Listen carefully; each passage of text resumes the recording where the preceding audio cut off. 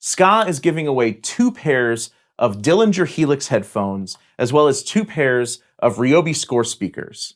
Click the link in the video description below to enter to win. All you have to do is log in with email or your social media account, and you can get up to 3 entries by following SKAA and Music Tech Help Guy on Instagram and subscribing to the SKAA YouTube channel. The contest ends on Sunday, November 3rd, so get your entries in now. Hey everyone, this is Josh with SKAA. Practicing with your band can be nearly impossible if you don't have a rehearsal space and you live in an apartment where you have to worry about your neighbors or roommates. However, with SKAA Wireless, there's a solution to this using the TALISA transmitter for Toslink and coax SPDIF audio signals and the Dillinger Labs Helix wireless headphones, plus a few things that as a musician you might already have. First, you need a digital audio workstation of your choice. I'll be using Logic Pro 10 for this video. Next, you need an audio interface that has optical SPDIF outputs on it. And because this is a silent band practice, you'll need an electronic drum kit as well. First, let's set up the band. I have a drummer, bassist, and a guitar player who's also the lead vocalist. So I'll plug in the singer's vocal mic into input 1 on my audio interface. For the guitar and bass, to keep this a silent band practice, we won't use any amps. I'll just plug both of them in DI into channels 3 and 4, and I'll set these to instrument level inputs.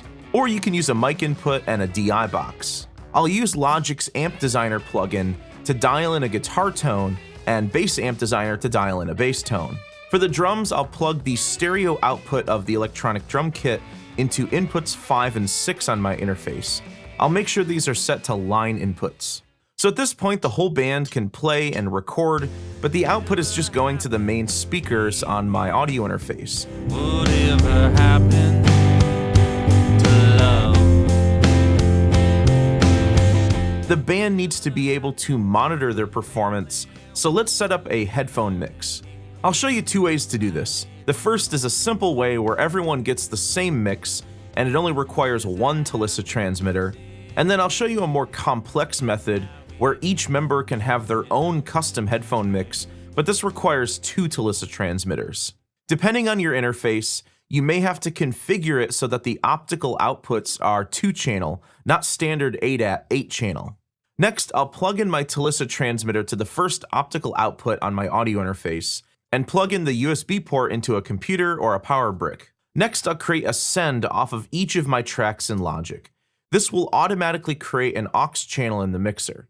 I'll set the output of the aux channel to my optical output 1 and 2, which is left and right. Optical 3 and 4 is the second optical output on my interface. We'll use that later. I'll have the musicians play a bit, and I'll bond each of the headphones to TALISA. Next, I'll adjust the send amounts of each channel to dial in a good mix for the band.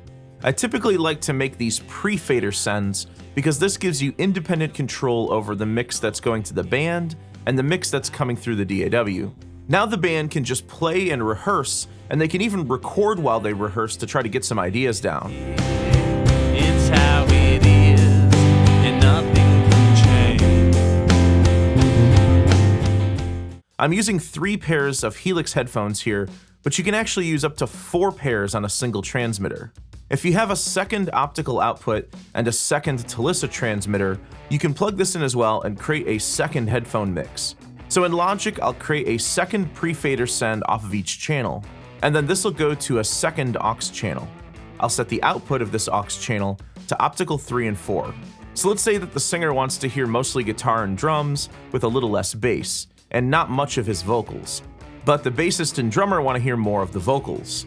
Well, I can set up 2 independent headphone mixes and then bond the headphones to different transmitters.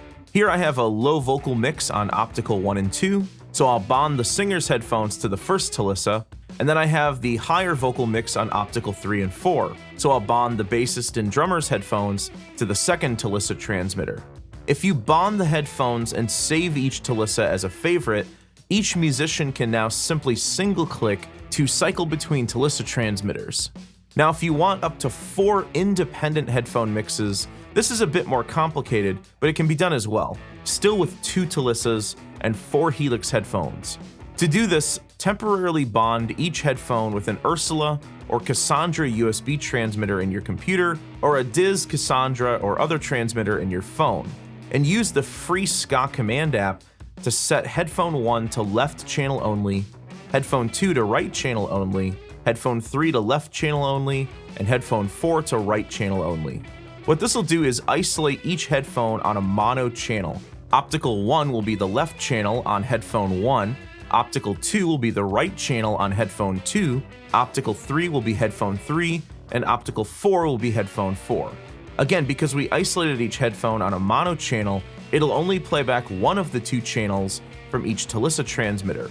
So this effectively breaks this up into 4 mono headphone mixes. After setting these up in SKAA command, just rebond all of the headphones to the TALISA transmitters.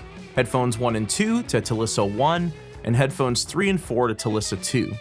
The stereo format settings you created in SKAA command will carry over even when switching transmitters. Back in Logic, I'll just create 2 additional sends off each channel, and this will create 2 additional aux channels, so now 4 total aux channels, each with its own headphone mix. And I'll set the output of each aux channel to mono optical channels 1 through 4. So now we have 4 independent headphone cue mixes for each musician. Headphones 1 and 2 from TALISA 1, and headphones 3 and 4 from TALISA 2.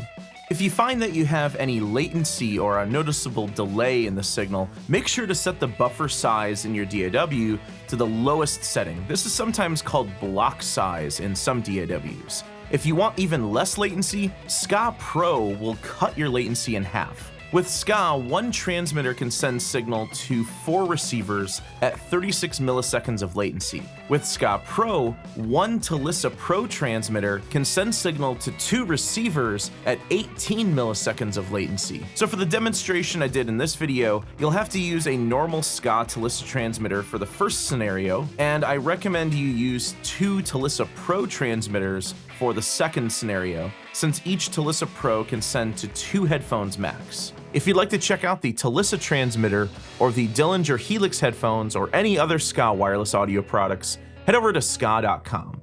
Thanks for watching.